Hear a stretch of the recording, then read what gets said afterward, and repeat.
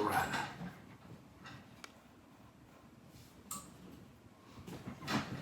What's up, everybody? Good morning. Welcome to a Tuesday edition of Morning Scone, presented by Brock Banner's Orthopedic Clinic and HUDCO Roofing, HUDCOroofing.com. Hope y'all are having a great start to your Tuesday. Hope you had an awesome Monday as well. A lot to get to here. Saints are back on the practice field today. Tigers were back on the practice field yesterday. Eli Ricks, Ty Davis Price were back at practice. Had a good convo yesterday with someone who got to watch the scrimmage on Saturday. And this person raved about Garrett Nussmeier.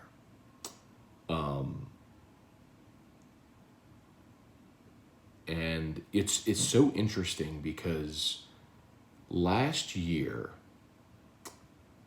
at the beginning of the season, somebody on LSU staff, by the way, told me this, said, we think Miles is really good, but we think Max is going to be special. That's the way the person said it to me. And the conversation I had yesterday was basically the same thing, but it was, I think Max is a really good player. He's going to be a really good quarterback. But Nussmeier is just different. I was like, it was deja vu. So, now look, Max is going to start and all that good stuff, and I don't know that Garrett's ready to play as a freshman or whatever, but interesting to hear that.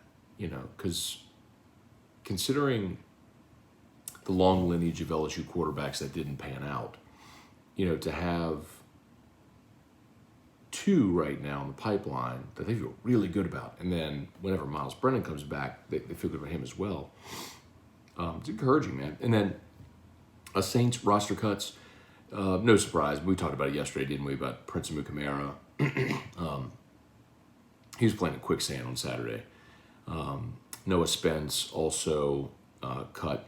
And a little odd, but Brett Maher, the place kicker they just signed to replace Will Lutz, had the tryout. They signed Brett Maher, and he apparently has an injury, and so they sent him to IR. He's done. So, man, that is a bummer, man.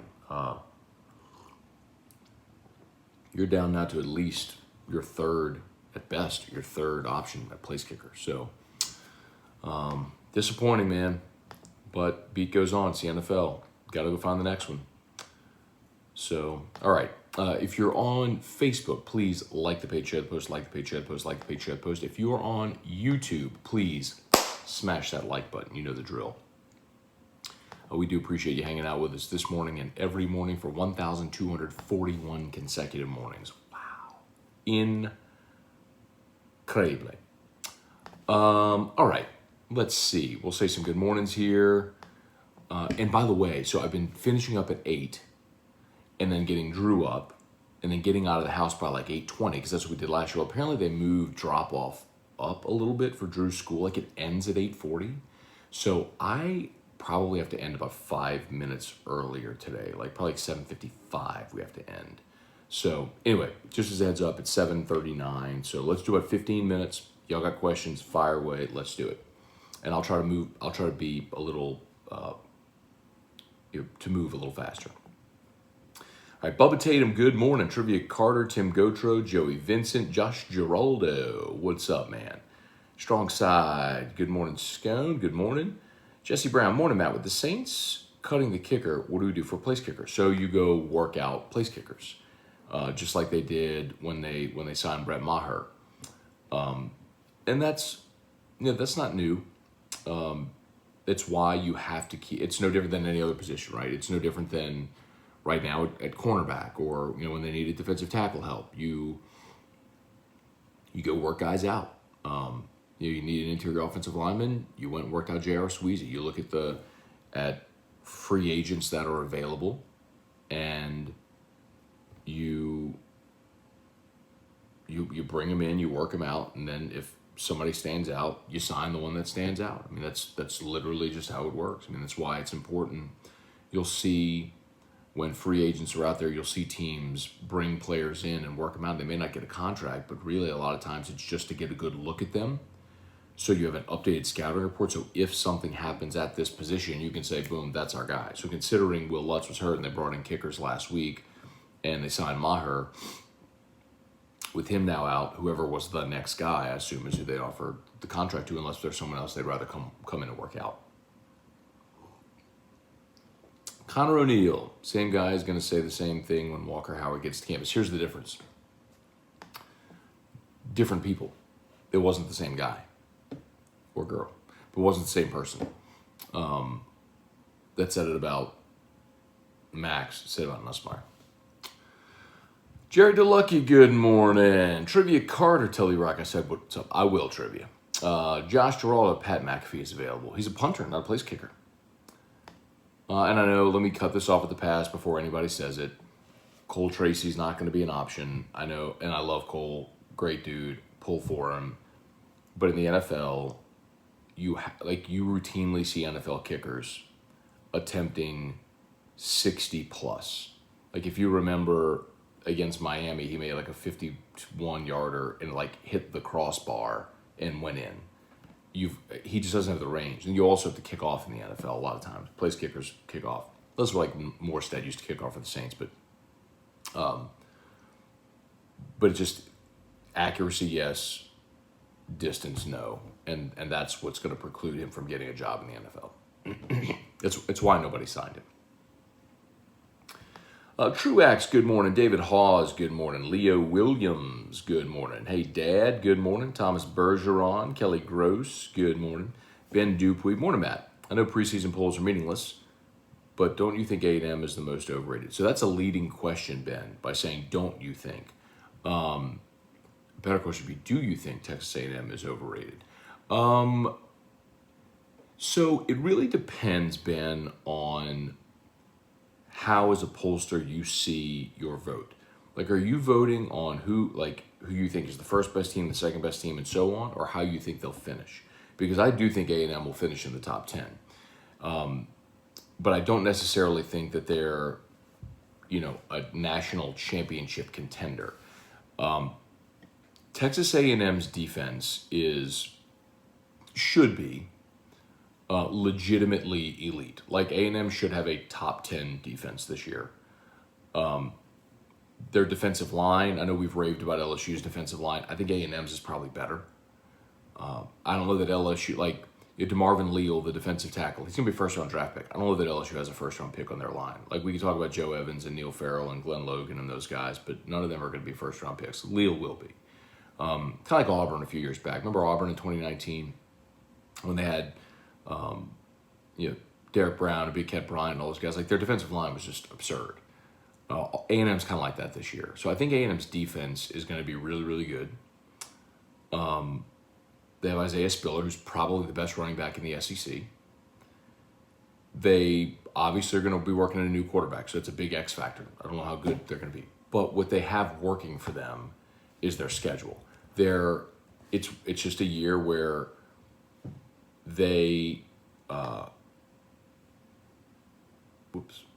where their East opponents are South Carolina and Missouri. Their non-conference Power 5, remember they were playing Clemson in a home and home a couple of years ago. Their non-conference Power 5 now is Colorado that they get at home. And then they get Alabama at home as well. They got to travel to LSU and to Ole Miss, but keep this in mind. A&M will not play a true road game until October the 16th, and that's at Missouri. And the next one isn't until November the 13th at Ole Miss. They only have 3 true road games this year. Missouri, Ole Miss, LSU. That's their only true road games because they play Arkansas in Jerry World. So they go Kent State, Colorado, New Mexico, Arkansas, and Jerry World, home against Mississippi State, home against Bama. I mean, they should be 5-0 going into the game against Alabama. Even if they lose that, they're 5-1. Then they go to Missouri, which they should win and be 6-1. South Carolina at home, 7-1. Auburn at home, they should win and be 8-1. Then they play at Ole Miss, don't know. They play Prairie View, they'll win, so that's That's 9. So then they're at LSU, and really it's just a matter of Ole Miss and LSU. And if they split those, they're 10-2. If they lose to Bama, I mean, 10-2, you're in the New Year 6. I mean, and if you happen to beat both Ole Miss and LSU, you're 11-1. I mean, it's one of those seasons where the schedule just really works in their favor, and they're going to have a really nice record, even though they might not be the best team. Does that make sense? Chad Wilkin, kicker from Baltimore, looked good. I'm sure they're not keeping 2 with Justin Tucker being a top 2 kicker in the league. Well, the thing is, Chad, then you'd have to wait for them to cut him, and that may not be likely right now, because what could happen if they want to keep him, and I don't know if they do, but what they would do, Baltimore do, is they would hold on to him until the final roster cuts, and then you cut him, and if he clears waivers, then you sign him to your practice squad, and then if you sign him to your practice squad, if somebody wants to sign him, then they have to sign him to their active roster. So someone has to be really sure that he's their guy, and they're going to sign to their active roster and be their kicker, because you're not going to keep 2 kickers on your active roster. So I guess my point is, if the Saints were interested, and I have no idea if they are, they would have to be really, really, really sure and either trade for him, or they'll have to wait 2 more weeks till after the 3rd preseason game roster cuts to sign him. Well, you need a kicker in the meantime, so it's got to be somebody, and it could be him. Father John David Mathern, morning Scone. Sure you spoke yesterday on it. But did it look like either Saints quarterback took a lead? Hill looked like he threw better, and it took a minute for Winston to have a good drive. Humphrey looked bad, in my opinion. Drops, not finishing a route. So, little Jordan Humphrey had highs and lows. Touchdown catch was amazing. He made some really nice plays. But he also had a drop on the first play of the game, and Jameis's interception went off little Jordan Humphrey's hands. So that's the disappointing part. There was highs and lows. It doesn't matter who looked better, Jameis or Taysom. Jameis Winston's going to be the starting quarterback. Jameis Winston's going to be the starting quarterback, y'all.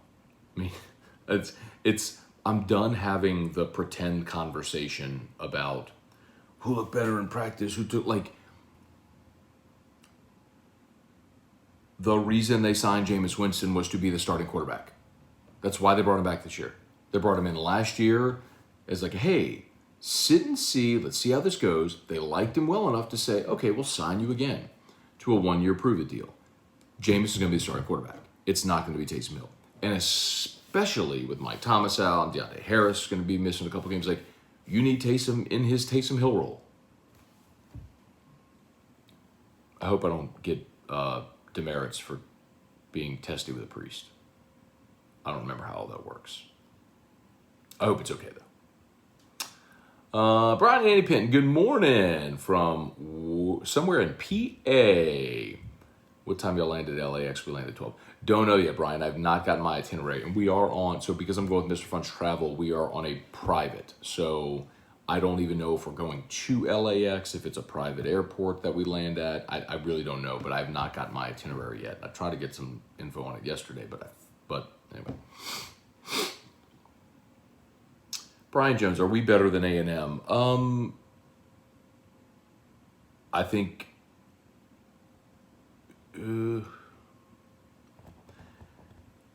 that game's in Baton Rouge. That's probably going to be right around a pick'em, I bet you. If that game was in College Station, A&M be favored by field goal, maybe 3 or 4. But in Baton Rouge, it's probably a pick'em. So A&M's probably a little bit better.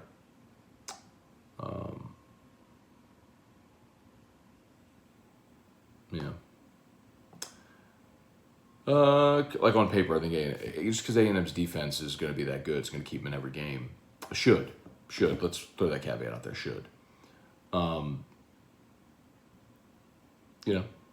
It's really just a question of, is Jimbo, the quarterback whisperer, able to get whoever's next up to speed? The other thing too to keep in mind is, and this is a storyline worth watching.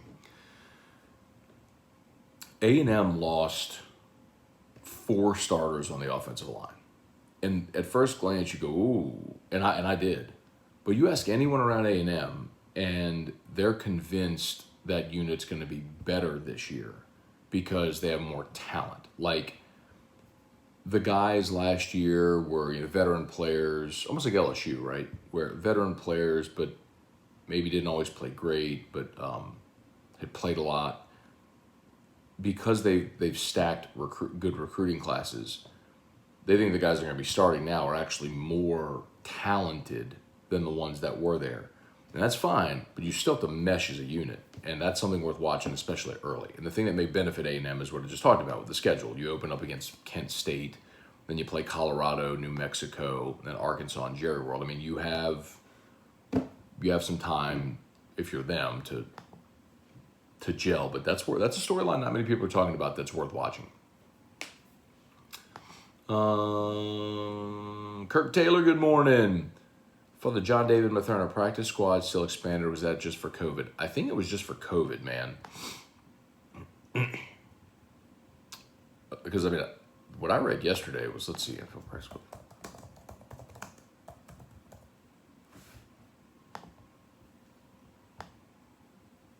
Oh, NFL, nope, they're carrying over flexible roster rules. You can have 16 players in your practice squad. Good, you need to anyway. Including up to 6 who have more than 2 accrued seasons. That's good. That's fantastic news, actually. They should expand rosters. They should expand game day rosters. But owners don't want to pay money. They don't want to pay game checks. Stupid. But yeah, that's good to know. I'm glad you pointed that out. Richie Mercer, Matt, there's been a lot of preseason talk about O-line concern. I think the concern is the quarterback position. One play away from starting a true freshman at quarterback. And the reason you'd be a play away is because your offensive line stinks and your quarterback could get mauled. I absolve you. Thank you, Father. Deborah McNeil Coward, good morning. But no, Richie, I understand your point. And it's fair. I mean, listen, LSU was in that situation a year ago. You don't think it's going to happen, and then Miles Brennan gets popped at Missouri, and now you're starting TJ Finley, who nobody thought was going to play last year, Comes at you quick. Andrew Brister, insert priest testy jokes here. No, let's not do that. Kirk Taylor, wonder what Peyton is doing to fix those fumbles. Well, Andrew's back next to me. Oh, I only got like 2 more minutes, y'all. Sorry.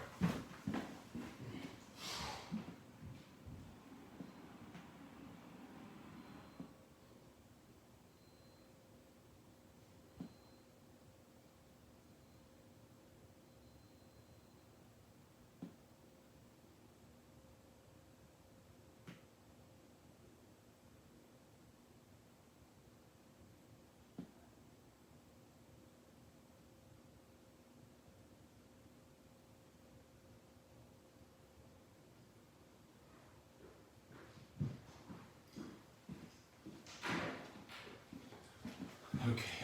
As always, Dr. Brock, Baton Rouge Orthopedic Clinic. Need an orthopedic, go to Brock. Need a roof, call Hudco. I gotta go quickly, y'all. I'm sorry. I need to get him up and get him to school, so I'm not late again. Saints preseason tickets are $5 on StubHub. It's about right. Will vaccine mandates affect Super Bowl attendance? Probably not. Preseason will affect Superdome attendance.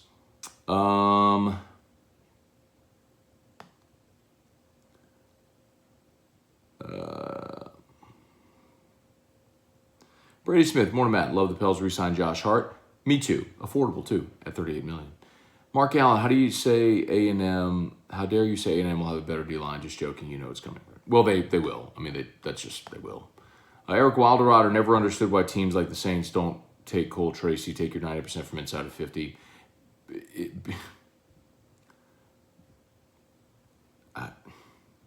Cliff Nelson, good morning. Josh Giraldo, do you think Kiner will contribute this season? Josh, I would believe anything with the running backs because none of them have proven a damn thing. Ty Davis-Price and John Emery haven't proven they can be a legit bell cow SEC back. So if one of the freshmen comes in and wins the job, okay. Let's see. Cliff Nelson, good morning. Jeffrey Parrott, good morning. Huge baseball fan here. Good morning. Out of these 10 movies, what are your top 3? Major League, Bull Durham, Field of Dreams, Moneyball, The Natural, The Sandlot, The Bad News Bears, The Rookie, 42 for Love of the Game. Major League, The Sandlot, and then the rest, put them in a bucket, shake them up, and pull one out. I really don't care. Give me Field of Dreams. And then Rap and Batches, good morning. Okay. Can we have Father Hooch do a prayer for the LSU season? I like it, Ryan. I think we need it. We needed it last year for sure. Kirk, I'm used to the long morning Scone. Need to wake up earlier. I might be able to do that, Kirk, but honestly, if I get up earlier, it's going to be get up earlier to work out, and then do morning scones. Weekends, remember, weekends are reserved for extended morning scones. So, all right, I got to bounce. Y'all have an awesome day. If you're on YouTube, please smash that like button. Facebook, please like the page, share the post. Y'all have an awesome, awesome, awesome Tuesday. We'll see you. Peace.